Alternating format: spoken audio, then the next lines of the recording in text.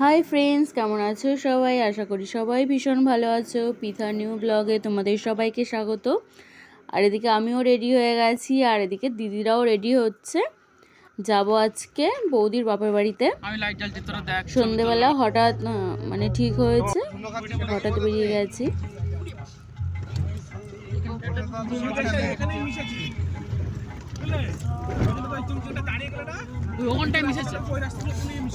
রাস্তাটা তো বিশাল ভালো। আর এটা তো আমার ভিডিওতে তোমরা আগেই দেখেছো। এটা আমার দিদি, মেজদির ছেলে, আমি, বাবা, আমার হাজবেন্ড, দাদা, আমরা সবাই মিলে গেছিলাম। আর দিদিকে সবাই মিলে মানে দিদির পিছনে লাগছিল।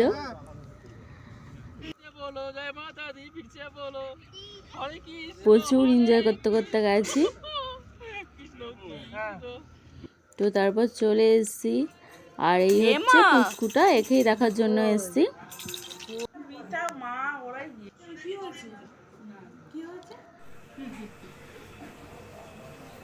আর এত কিউট হয়েছে, ওর জন্য এমনি মন খারাপ করে।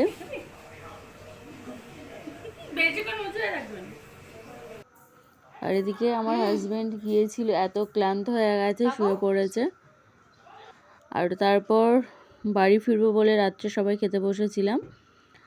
আর এটা হচ্ছে বৌদির ঠাম্মা, ভীষণ ভালো উনি, মানে গেলেই কাঁদবে।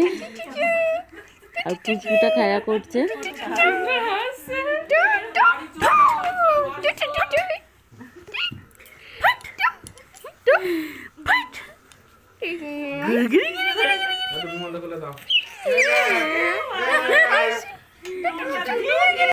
আর তারপর সবাই বাড়ির দিকে রওনা দিলাম। অনেকটা রাত হয়ে গেছিল। তো সেদিন সবাই ভীষণ এনজয় করেছি। আর রাস্তায় এরা পিকনিক করছে।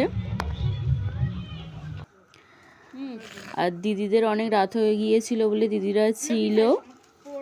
আর সকালবেলা মা করেছিল রুটি, ফুলকপি আলু ভাজা, পনিরের তরকারি, ফল, মিষ্টি সব খাওয়া দাওয়া হচ্ছিল বসে।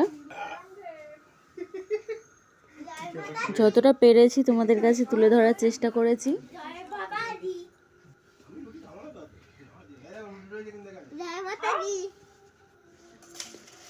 আর দুপুরবেলাও মা রান্না করেছিল।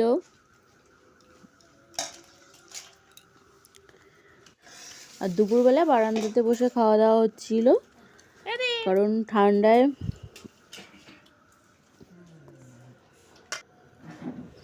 আর মা করেছিল পায়েস। আর বিকালে সবাই মিলে একটু ঘুরতে যাওয়া হয়েছিল।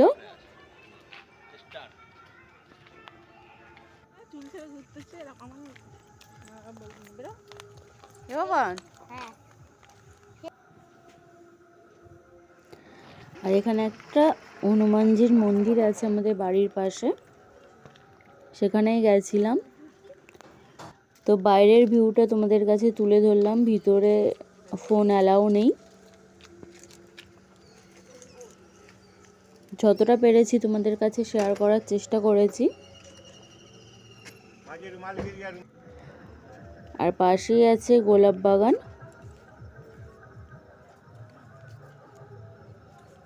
আর এখানে প্রচুর নার্সারি আছে। আর ভিডিওটা এখানেই কমপ্লিট করলাম। ভালো লাগলে লাইক, কমেন্ট, শেয়ার করে দিও। ধন্যবাদ।